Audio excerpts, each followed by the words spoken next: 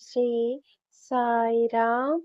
நம் அன்பான ஷிரடி சாய்பாபா, நம் அன்பான பகவான் ஸ்ரீ சத்ய சாய்பாபா இருவரின் ஆசீர்வாதம் அனைவருக்கும் கிடைக்க நான் மனதார பிரார்த்தனை செய்கிறேன். நம் அன்பான பகவான் ஸ்ரீ சத்ய சாய்பாபா அவர்களின் தெய்வீக ஆசீர்வாதத்தை இந்த பதிவில் பார்ப்போம். மனிதன் தன்னுள் இருக்கும் தெய்வீகத்தை உணர முடியவில்லை. அதற்கான காரணம் என்ன என்று நம் அன்பான இறைவன் இதை தெளிவாக விளக்குகிறார்கள். ஒரு சிற்பி உயிரற்ற கல்லில் இருந்து உயிரோடு இருப்பது போல ஒரு கடவுள் உருவத்தை உருவாக்க முடிந்தால், உயிரோடு இருக்கும் மனிதர்கள் தங்களுக்குள் இருக்கும் தெய்வீகத்தை வெளிப்படுத்த முடியாதா? ஏன்?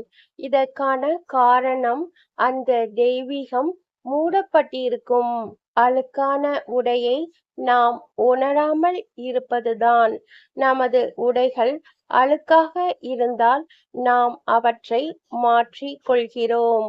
ஏனெனில் அழுக்கான உடையில் தோன்றுவதற்கு நமக்கு வெட்கப்படுகிறோம். நமது வீடு அழுக்காக இருந்தால் அதை பரிசுத்தமாக்க முயற்சிக்கிறோம். பிறர் வந்து பார்த்தால் அவர்களுக்கு மோசமான எண்ணம் கொள்ளாமல் இருக்க. ஆனால் மனமும் இதயமும் அழுக்காக இருந்தால் நாம் வெட்கப்படுவது இல்லை. இது எவ்வளவு வியப்பானது! நமது உடைகள் அல்லது வீடுகள் சுத்தத்திற்காக இவ்வளவு கவலைப்படுகிறோம். ஆனால் நமது வாழ்க்கை முழுமையாக பாதிக்கும் மனம் மற்றும் இதயத்தின் பரிசுத்தத்துக்காக கவலைப்படுவதில்லை. நம் மனமும் இதயமும் பரிசுத்தமாக இருக்க முதலில் நாம் நீதி முறையுடன் வாழ வேண்டும்.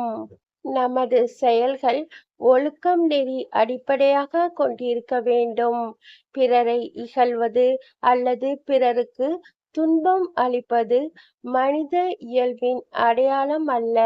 நாம் பிறருக்கு செய்யும் தீமை இறுதியில் நமக்கே திரும்பி வருகிறது. பகவான் ஸ்ரீ சத்ய சாய்பாபா அவர்களின் தெய்வீக உரை. ஏப்ரல் மாதம் 2ஆம் தேதி 1984ஆம் ஆண்டு. உண்மையான ஆன்மீகம் என்பது தீய மற்றும் மிருகத்தனமான குணங்களை நீக்கி நல்ல பண்புகளை வளர்ப்பதில்தான் உள்ளது என்று பகவான் ஸ்ரீ சத்ய சாய்பாபா அவர்கள் கூறினார்கள். இந்த பதிவை பார்க்கும் அனைவருக்கும் நன்றி, வணக்கம். அனைவரும் நம்புங்கள், உங்களுக்கு நல்லதே நடக்கும். ஜெய் சாய்ராம். அல்லாஹ் மாலிக்.